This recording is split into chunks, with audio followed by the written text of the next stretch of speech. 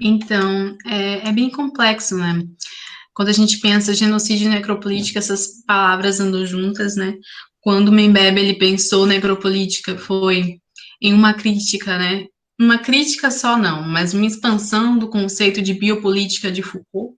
Quando Foucault está pensando em biopolítica, ele está dizendo, olha, o que a gente tem agora, o nosso mundo, ele está sistematizado em estados que controlam todas as faces da nossa vida, como nós devemos viver, né? O que nós devemos fazer, o que nós podemos fazer. E ele faz isso pensando a partir do lugar onde ele está, que é a sociedade europeia. Mas o Mbembe, ele tem toda essa sagacidade de falar, e não somente isso, o Estado e a sociedade controla quem pode morrer, quem vai morrer, né? Como vai morrer e deixa morrer. E deixar morrer é a frase essencial, né? Para pensar a situação atual. Então, a gente pode falar que não se sabe se o Covid, ele é, de fato, uma arma, foi inventado como uma arma, muitas pessoas estão falando que não foi, mas não precisa nem entrar nesses detalhes. Ele é utilizado como uma arma de deixar morrer, né? E a gente vê, a gente está num mundo, o nosso planeta ele é dividido racialmente, né? Por mais que muitas pessoas relutem em dizer isso e analisar, e analisam somente por um aspecto de classe, né? O nosso sistema internacional, como as pessoas de relações internacionais costumam chamar, ele é dividido de uma forma racializada também. E o Covid, ele mostrou muito bem isso. Desde como ele começou lá na China, e as pessoas falavam do vírus chinês, não era isso? Então tinha todo um aspecto racializado com as pessoas asiáticas. Muitas pessoas relatando aqui no Brasil que pessoas brancas se limpavam quando chegavam próximo deles, né? Não saíam do lugar, não queriam contato. Então teve todo a raça se tornou bastante explícita. Ela sempre está em todos os aspectos, né? Mas o Covid, ele tornou isso muito nítido nos pequenos, mais pequenos detalhes. Né? E aí, no caso, o que a gente está vivendo é um grande deixar morrer. A gente não falou direito sobre racismo ambiental, estou sentindo, né? Mas o racismo ambiental, basicamente, é esse aspecto que faz com que nós estejamos cada vez marginalizados em ambientes que não são adequados para a moradia, né? Nós somos jogados para esses espaços. Então, o Brasil, ele passa por um processo de branqueamento como política estatal, quando no pós-escravização o Estado ele chama os imigrantes europeus para trabalhar e prioriza esse tipo de trabalho como o melhor trabalho. E depois ele passa por um processo de higienização, que é tirar as pessoas que estavam nessas capitais, nesses centros, para cada vez mais espaços de margem. Isso não só ocorreu, mas continua ocorrendo e também aparece num formato de gentrificação. Estava conversando com o Juliette outro dia justamente sobre o bairro que eu moro, que é o bairro do Pontal, aqui em Ilhéus, né? Pontal, ele é um bairro de pescadores e marisqueiras. Só que com o tempo, o aspecto do bairro foi totalmente mudando. Isso é muito comum aqui na Bahia, muito comum no litoral brasileiro, que são comunidades, né, de povos de trajetória, como o bispo fala, ou enfim, que moravam nesses espaços, acabam sendo empurrados para a margem, cada vez mais para lugares de risco de. Ai, meu Deus, como é que era? De derramamento? Não, ai, meu Deus, saiu o nome. Mas quando o chão sai, como é que é, gente? Eu esqueci totalmente. Janaína, me ajude. Quando chove muito e aí desliza, risco de deslizamento.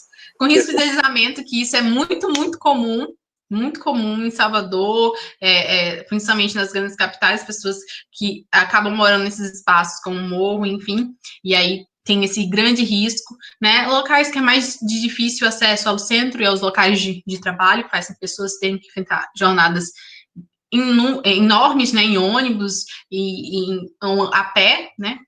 E essas pessoas moravam de frente ao mar. Elas moravam em um lugar maravilhoso de frente ao mar, com todo um aspecto, com sua comunidade, um aspecto cultural, e elas são colocadas cada vez mais para esses espaços de imagem. E aí eu estava falando com o Julietson justamente, né?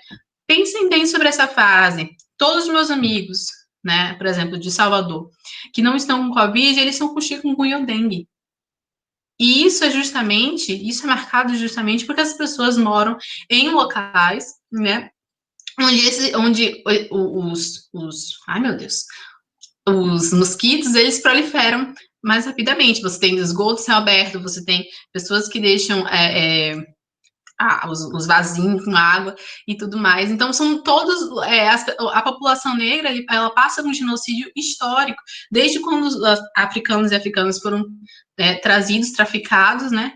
E passaram pelo processo de escravização, e depois com essa marginalização que acarreta no racismo ambiental e que é fundamental num período de coronavírus. Então, como pensar, por exemplo, em limpeza, num momento que a gente precisa muito estar lavando as mãos, né? Se você está numa região de seca que não tem acesso à água, se você não tem acesso a sabão, se você não tem dinheiro para comprar sabão, se você precisa caminhar muito para pegar água. E veja, essa é uma realidade que na minha cidade a gente pode encontrar facilmente, né?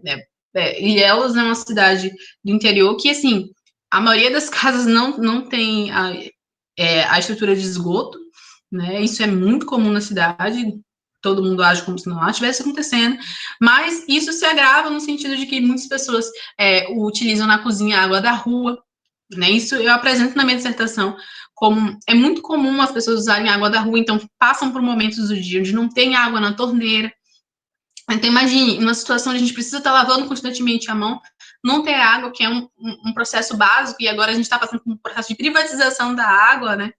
Ou seja, isso não é desgoverno. O que está acontecendo agora é um deixar morrer. Ou seja, é uma necropolítica, é muito estratégico. As pessoas acham que o nosso governo, são infantis, né? Infantilizam o tempo inteiro os políticos que estão nesse governo. São infantis, eles não sabem do que estão falando. Não, eles sabem. No momento que a gente tem, os dados mostram nitidamente quem é que morre, né? Podemos dizer que todo mundo, né, de diversas raças estão pegando, mas quem é que vai morrer efetivamente nesses vírus, né? E quem é que vai levar sequelas e que vai ter problemas para voltar ao mercado de trabalho? A gente também está passando por um processo agora, né, saiu os dados mostrando que o índice de suicídio aumentou bastante, se não me engano, foi 30%, não é isso? Durante a quarentena, né? Então, o desemprego, ele é um fator fundamental que, por exemplo, faz com que jovens negros tenham um índice de suicídio 157% a mais do que homens brancos, né? Então, isso é um dado imenso, né? 157% a mais. Agora, imagine, num momento desse, coronavírus, taxa de desemprego altíssima, 30% a mais. Então, estamos morrendo, estamos sendo deixados morrer, né? E não no sentido de que precisamos da tutela do Estado, assim, para tudo, não podemos viver sem o Estado nos ajudar, mas não é isso, é que é uma questão muito mais profunda, com que toda essa comunidade, toda a sociedade brasileira está ok, né, com a situação atual. E essa reabertura dos shoppings, do comércio, né, essa questão comum, a economia não pode parar, né, e coisas do tipo, foi tudo muito, muito bem planejado estrategicamente, né? Eu não sou da turma que acredito que isso é uma infantilidade, que é só um despreparo, né? Engraçado, porque ano passado o grande, e começo desse ano, a grande coisa era justamente a aposentadoria, não é mesmo? E agora, coronavírus, as pessoas que têm riscos são justamente a população mais idosa. Então, isso é muito planejado, a gente tem que ter muito cuidado, enquanto pesquisadores negros, na população negra, a perceber essas coisas, né? Não sei. Mas é isso, gente. Obrigada.